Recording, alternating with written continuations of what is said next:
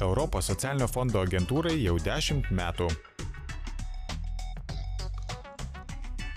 Pristatome keletą iš tūkstančių įvykdytų projektų.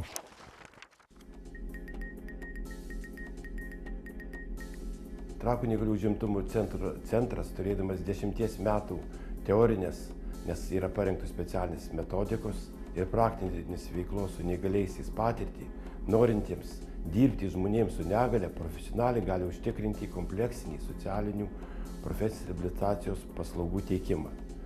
Sudaryti sąlygas neįgaliesiems socializuotis, mokytis šiame centre ir integruotis į darbo rinką ir tuo pačiu įveikti socialinę atskirtį.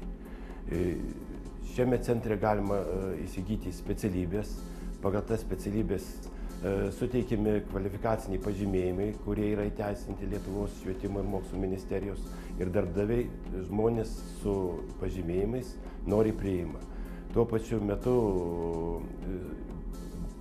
žmonės su negale atlieka praktiką įstaigose, tada darbdaviai pamato, kad iš tikrųjų žmonės su negale gali dirbti ir sugeba dirbti ir kai jie turi pažymėjimus, tada lengvai jie gali susirasti darbą. Filmas yra finansuojamas iš 2007–2013 metų ES struktūrinės paramos techninės pagalbos lėšų.